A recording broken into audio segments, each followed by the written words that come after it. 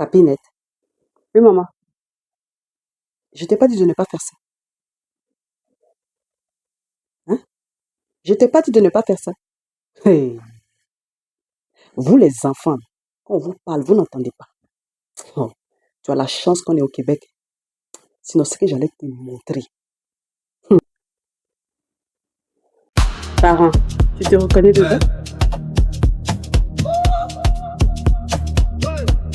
Afro mentalité.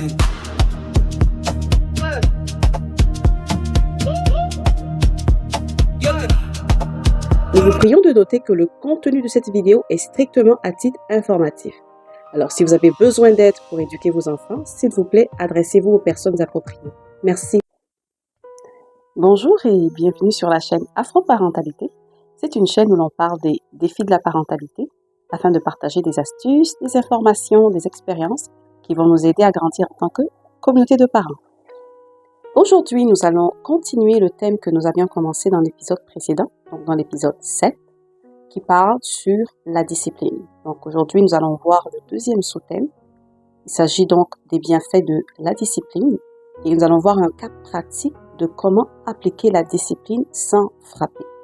Donc le parent, si tu veux apprendre quelque chose, reste jusqu'à la fin de la vidéo. C'est parti. Alors, nous allons commencer par les bienfaits de discipliner sans frapper.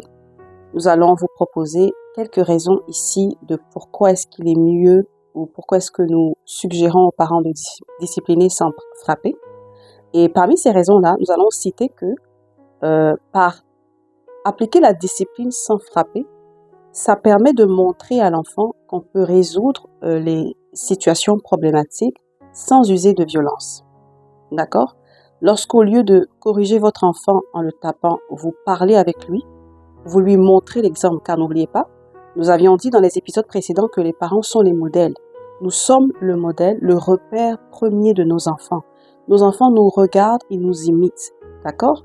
Alors, si vous utilisez la force et la violence pour corriger l'enfant, ça va devenir un peu pour l'enfant comme une manière normale de résoudre les problèmes. Alors, vous ne pouvez pas dire à votre enfant, par exemple, ne tape pas ton ami ou ne tape pas ton frère quand vous-même vous le tapez. Vous comprenez? C'est pas très logique. Donc, vous le tapez, mais vous dites qu'il ne faut pas qu'il tape son ami à l'école, il ne faut pas qu'il tape son frère et tout ça. Vu que nous sommes les modèles, nous devons prêcher par l'exemple. Donc, parents, ça c'est l'une des raisons pour lesquelles nous encourageons les parents à ne pas discipliner en tapant. Parce qu'en le faisant, nous montrons à l'enfant qu'il est possible de résoudre des situations sans user de violence. Première raison. La deuxième raison que nous pouvons citer des bienfaits de discipliner sans taper, donc discipliner en faisant appel au dialogue, c'est que en le faisant déjà à partir d'un très jeune âge, on apprend à l'enfant la capacité de raisonner. Pour beaucoup de parents qui, lorsqu'ils étaient enfants, ont grandi avec le modèle de parentalité qui est fondé sur la force, le contrôle et la peur, donc c'est-à-dire qu'on va utiliser la force physique, le contrôle et la peur pour pousser l'enfant à obéir. Pour beaucoup de ces parents-là, lorsqu'ils grandissent, qu'ils deviennent par exemple des jeunes adultes ou des adolescents et qui se retrouvent dans certains milieux, ils ne savent pas quoi faire. Ils sont totalement tétanisés, ils n'ont aucune idée de comment réagir. Eh bien, c'est parce que ils n'ont pas cette capacité-là de savoir quoi faire lorsqu'ils sont dans des environnements différents, parce qu'on ne les a pas éduqués comme ça. On les a souvent éduqués, c'est-à-dire que c'est le parent qui fait la chose pour l'enfant. C'est le parent qui décide pour l'enfant. On n'apprend pas à l'enfant à lui-même décider de faire certaines choses. En disciplinant en faisant appel au dialogue, on est en train d'aider l'enfant à développer sa capacité de raisonner. Et cela va lui servir en grandissant. Parce qu'il y a beaucoup de parents, par exemple, qui ont l'habitude de prendre toutes les décisions pour leur enfant. L'enfant n'est qu'un exécutant. Il est juste là pour obéir. Mais n'oubliez pas, parents, que votre enfant grandit et il va continuer de grandir et il va se retrouver dans des environnements où il va devoir décider par lui-même. C'est pas dans toutes les situations où l'enfant peut prendre le téléphone, appeler le parent pour décider. Et donc, si vous n'enseignez pas à l'enfant dès le bas âge à apprendre à raisonner de lui-même, pour lui apprendre comment on fait pour prendre les bonnes décisions, ça peut lui être préjudiciable en grandissant. Donc, la deuxième raison pour laquelle on incite les parents, ou plutôt on suggère aux parents de discipliner sans frapper, mais de discipliner en faisant appel au dialogue, c'est que ça permet à l'enfant de développer sa capacité de raisonner. Deuxième raison. La troisième raison que nous pouvons évoquer, c'est que, et cette raison-là découle de la deuxième que nous avons citée, c'est qu'en faisant cet exercice avec l'enfant dès le bas âge, on le prépare à l'âge adulte et on le prépare à la vie réelle.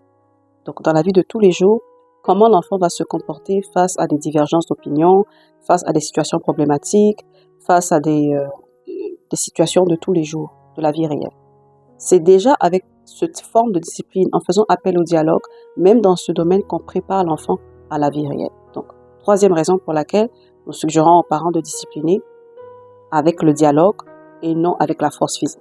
La dernière raison que nous allons évoquer sur cette chaîne, pour donner quelques exemples ou quelques bonnes raisons pour lesquelles il est mieux de discipliner sans frapper, c'est que quand on ne fait pas recours à la force physique pour discipliner un enfant, on ne touche pas à son estime de soi. Donc, ce qu'on veut dire, c'est que lorsqu'on utilise la force physique pour discipliner un enfant, il y a des enfants pour lesquels ça peut atteindre leur estime de soi et ils vont grandir avec un déséquilibre émotionnel. Donc, on va parler plus de la courbe de croissance de l'enfant un peu plus tard, mais pour l'instant, on veut juste se limiter par rapport à ce sujet à dire que ça, c'est aussi l'une des raisons pour lesquelles nous encourageons les parents à ne pas discipliner avec la force physique, mais plutôt à discipliner avec le dialogue. Et on tient encore à le rappeler, si vous écoutez cette vidéo du Québec au Canada, il faut comprendre que c'est pas un choix qu'on vous offre, d'accord? Ici, au Québec, au Canada, on ne discipline pas avec la force physique. D'ailleurs, on ne parle même pas de discipline, comme nous l'avions dit dans d'autres vidéos. On parle plutôt d'orientation ou d'encadrement de l'enfant. OK? Donc ici, il est interdit de discipliner l'enfant, d'orienter l'enfant, d'encadrer l'enfant avec la force physique, avec des sévices physiques. C'est interdit. Donc, s'il vous plaît, parents, si vous vivez au Canada, au Québec, ne vous hasardez même pas à faire ça. Parce que l'une des conséquences qui peut découler de ça, c'est que vous pourriez perdre la garde de vos enfants, et c'est ce que vous ne voulez pas, c'est ce que nous ne voulons pas. Nous voulons des familles fortes, des enfants équilibrés et heureux, qui grandissent dans leur environnement d'origine.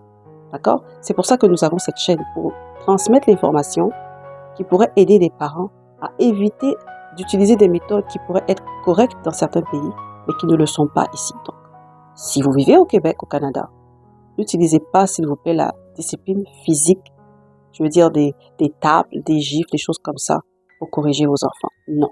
Utilisez le dialogue. D'accord? On continue. Donc, voici quelques raisons pour lesquelles nous encourageons les parents donc, à discipliner avec le dialogue et non en tapant.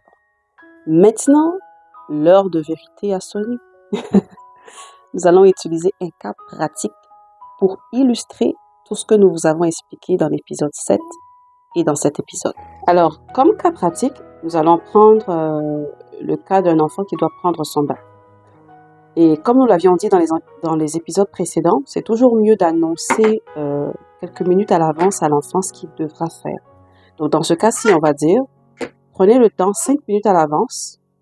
Dites à papinou ou papinette que dans 5 minutes, tu vas prendre ton bain. Pour les enfants qui sont en très bas âge, c'est sûr que 5 minutes, ça ne veut pas dire grand-chose. C'est encore abstrait. Mais ce n'est pas grave. En pratiquant ces choses comme ça, on est en train d'habituer l'enfant à la notion du temps. OK? Et ça permet aussi d'éviter les crises. Parce que vous savez, des fois, nos enfants sont en train de faire quelque chose. Ils sont en train de jouer, par exemple, ou regarder quelque chose. Et on leur demande de laisser ce qu'ils sont en train de faire et d'aller faire autre chose. Pour certains enfants, ça peut les frustrer et les pousser à faire une crise. Pour d'autres enfants, il n'y a pas de problème. Donc, pour éviter certaines crises, on suggère aux parents d'annoncer la chose à faire comme un peu à l'avance. Donc, par exemple, dans ce cas-ci, comme on a dit tantôt, dans 5 minutes, tu vas prendre le bain. Alors, les 5 minutes passent, c'est le temps de prendre le bain. Et d'ailleurs, en passant, pour certains parents qui sont intéressés, pour aider l'enfant à comprendre la notion du temps, vous avez certaines applications qu'on appelle les timers, que vous pouvez trouver sur Google Play ou d'autres sites, que vous pouvez télécharger qui permettent à l'enfant d'avoir une idée du temps. Alors, ça, c'est un exemple de timer que vous pouvez, donc, c'est une application que vous pouvez télécharger sur votre téléphone et vous pouvez la régler selon le nombre de minutes que vous voulez, donc, auquel vous voulez exposer l'enfant, le nombre de minutes. Et après, vous appuyez sur Start. Et quand vous faites ça, vous voyez, ça fait ce bruit-là, il y a une image derrière. Donc, c'est un peu amusant pour les enfants en bas âge. Alors ça, c'est juste un exemple parmi tant d'autres de timers que vous pouvez utiliser pour habituer l'enfant à la notion du temps. Sinon, vous avez des timers aussi qui ressemblent à des petites horloges que vous pouvez utiliser pour aider votre enfant à s'habituer à la notion du temps. D'accord, donc après 5 minutes, vous venez voir l'enfant, vous lui dites, maintenant c'est le temps de prendre le bain. Il y a des enfants qui vont obéir sans problème et il y en a qui vont faire une crise. Ok? Alors, je tiens à préciser que par rapport à l'exemple que je suis en train de donner maintenant, on ne parle pas du fait que vous êtes pressé, vous devez sortir pour aller au travail. Ça, c'est une autre façon de régler la situation. On parle du fait que vous avez le temps, vous êtes à la maison avec l'enfant, il n'y a rien qui presse, et vous avez le temps, en fait, de gérer la situation. Ok. Donc, l'enfant refuse d'aller prendre le bain. Là, vous lui dites, si tu ne veux pas venir prendre le bain, je vais devoir aller te chercher, par exemple. L'enfant refuse de prendre le bain, toujours, et il commence à faire une crise. Il se jette par terre, il lance des objets, excusez-moi, il se jette par terre, il lance des objets, et là, il devient incontrôlable. À ce moment-là, au moment où l'enfant fait la crise, il y a des parents qui seraient tentés, eux aussi, de crier sur l'enfant en disant « on ne fait pas ça, blablabla. Bla, bla, bla. » Ok? Donc, on va prendre l'angle de « on veut appliquer la discipline. » Ok? Donc, vous pouvez dire à l'enfant « c'est dangereux, ne lance pas les objets, tout ça », comme on a vu dans les épisodes précédents. L'enfant est en crise, il n'écoute pas. Ce que nous vous conseillons de faire, c'est d'abord de ne pas crier, comme l'enfant qui crie et qui jette les choses, de ne pas crier. On vous conseille plutôt de regarder l'environnement dans lequel l'enfant est. Donc, si c'est un enfant qui est sécuritaire, si c'est un environnement, qui est sécuritaire, où l'enfant ne risque pas de se blesser en faisant sa crise, nous vous conseillons de vous éloigner. Et avant de le faire, vous dites à votre enfant, je vois que tu es en crise, je vais te laisser un peu de temps et je vais revenir quand tu vas être calme. Donc, vous laissez l'enfant faire la crise, vous vous éloignez un peu. En tant que parent, vous vous éloignez pour éviter d'entendre tous ces cris et tout ça, parce que des fois, ça peut venir nous chercher. Et généralement, ça ne dure pas longtemps. Donc, il y a des enfants peut-être pour qui ça va durer, mais ça, c'est vraiment les exceptions. En général, ça ne dure pas longtemps. Les crises ne durent pas longtemps. Et là, l'enfant, à un moment donné, parce qu'il commence à être fatigué, il va se lever, il va commencer à vous chercher. Maman, papa, il va commencer à vous chercher. Quand l'enfant vient à vous, vous pouvez lui demander calmement, tout ça se fait calmement, hein, sans crier, sans vous énerver. Calmement, vous le demandez à l'enfant, est-ce que tu as fini de pleurer? Généralement, ils vont dire oui. Okay. Et là, vous commencez la discipline. Quand vous avez l'oreille de l'enfant, parce que l'enfant vous écoute, il a fini de pleurer, il est en train de se calmer, là, vous allez commencer le processus de discipline. Et voilà ce que nous vous suggérons de faire. Vous pouvez commencer par poser la question à l'enfant, pourquoi tu as fait ça? Ok? Donc, c'est sûr que si l'enfant est en très bas âge, peut-être qu'il ne pourra pas vous répondre avec des mots. Et il y en a qui peuvent répondre aussi. Donc, vous commencez par lui poser la question, pourquoi tu as fait ça? Après la réponse, vous lui demandez, est-ce que c'est une bonne idée de faire ça? Posez la question à l'enfant, est-ce que c'est une bonne idée de faire ça? Donc, comme je dis toujours, dépendamment de l'âge de l'enfant, il y en a qui vont vous dire non, parce qu'ils savent que c'est pas bon de faire ça. Que c'est pas une bonne idée. Et il y en a, bon, peut-être parce qu'ils sont encore très jeunes, ils ne savent pas encore comment répondre. Ils vont dire oui. Bon, c'est pas grave, ok? C'est pas grave.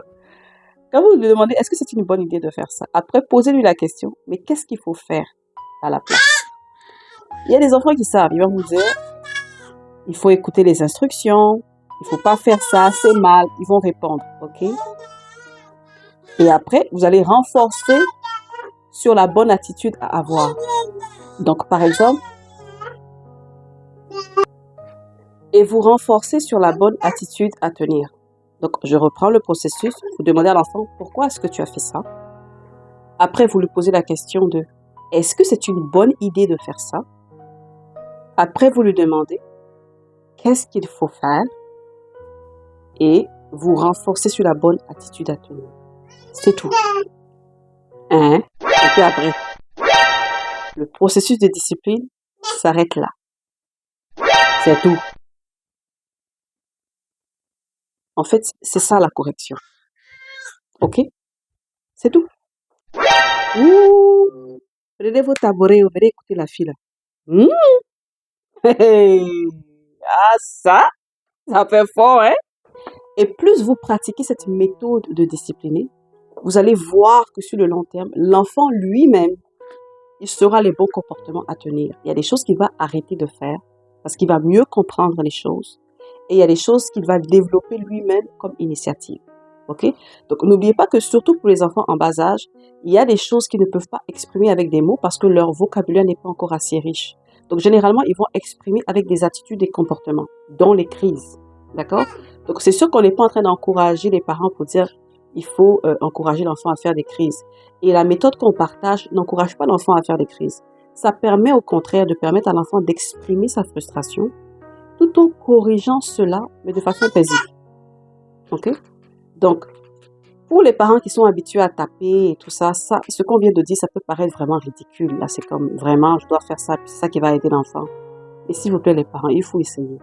Vous savez, si vous n'essayez pas, vous ne pouvez pas savoir. Mais s'il vous plaît, n'allez pas essayer 2-3 fois. Vous allez dire, ah, ça marche pas. Non, 2-3 fois, c'est pas assez. Il faut essayer sur le long terme. Moi, je vous dirais peut-être 3 mois. Essayez 2-3 mois. Vous allez commencer à le voir. Ce sont les pratiques que nous mettons en pratique et on voit les résultats. Donc, vous savez, ce sont des pratiques qui marchent. Juste essayez et vous allez voir les résultats. OK? Alors, j'aimerais juste ici ajouter quelque chose rapidement. Et toujours concernant la discipline, la manière de discipliner en utilisant le dialogue, pour dire que c'est pas une nouvelle technique. D'accord? C'est une technique qui est vieille, très vieille. Et si je prends par exemple la discipline sous l'angle de la foi chrétienne, parce que je suis chrétienne, et dans la Bible nous dit que Dieu est notre Père. Si je prends la discipline de Dieu comme étant notre Père, on voit que c'est souvent avec le dialogue que Dieu fonctionne. OK? Donc, généralement, lorsqu'on fait quelque chose qui est contraire aux Écritures et on sait qu'on est dans l'erreur, Dieu va nous interpeller, par exemple, au travers de la parole, au travers de notre conscience, au travers des Écritures.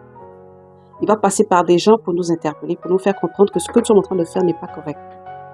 Mais, je veux dire, il n'y a personne qui sait, par exemple, tu es en train de faire quelque chose, tu sais que c'est pas bon.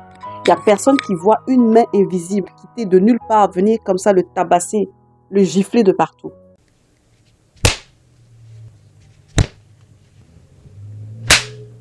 Non. Même Dieu, en tant que notre Père, utilise la parole pour nous ramener à la raison. D'accord? Maintenant, ça arrive que des fois, on s'entête à faire certaines choses et on récolte les fruits de ce qu'on a semé, c'est tout. Mais sinon, Dieu nous corrige aussi avec la parole. Dieu nous corrige aussi au travers de notre conscience en nous interpellant sur les choses que nous faisons et non pas en envoyant la force physique pour nous battre. Le moment où la force physique va intervenir, c'est vraiment dans des cas extrêmes où nous avons semé nous-mêmes des choses et nous récoltons en retour les fruits de nos semences. Donc, pour dire ici que même Dieu, le Père, nous interpelle en utilisant le dialogue, la parole pour nous corriger. OK. Maintenant, bon, si vous n'êtes pas de la foi chrétienne, on peut prendre l'exemple de la conscience. Nous sommes dans des endroits, par exemple, nous faisons des choses qui ne sont pas correctes.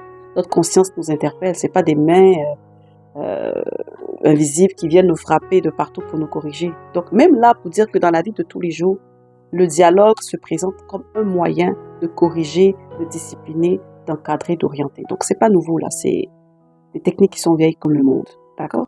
Donc, voilà ce que nous pouvons dire aujourd'hui. Aujourd'hui, nous avons donc parlé des bienfaits de discipliner sans taper. Nous avons présenté quelques raisons pour lesquelles nous encourageons les parents à le faire. Et nous avons présenté la méthode de discipline sans taper. Donc, essentiellement, cette méthode consiste à poser des questions à l'enfant par rapport à son comportement. Et on aimerait aussi ajouter que c'est sûr que cette méthode-là, dépendamment des environnements où vous êtes, ça va changer un petit peu. Donc, si vous êtes à la maison, par exemple, c'est pas la même chose que si vous êtes dans un magasin. Okay? Si l'enfant fait une crise dans un magasin, on ne vous conseille pas de laisser l'enfant là et partir. Non. Si c'est possible, vous prenez l'enfant avec vous, vous allez à l'auto, vous laissez l'enfant faire la crise dans l'auto, et après, vous commencez la série de questions qui est « Pourquoi tu as fait ça? Est-ce que c'est une bonne idée de faire ça? Qu'est-ce qu'il faut faire à la place? » Et là, vous renforcez maintenant la bonne attitude à tenir. Voilà. Donc, je sais que ça peut paraître vraiment très confus ou très dense pour certains parents, les méthodes que nous sommes en train de partager. Si vous avez des questions, s'il vous plaît, n'hésitez pas à les mettre dans les commentaires. Nous allons répondre dans les plus brefs délais. Et nous espérons que vous avez appris quelque chose aujourd'hui. En attendant la prochaine vidéo, nous vous souhaitons une bonne semaine. Bye!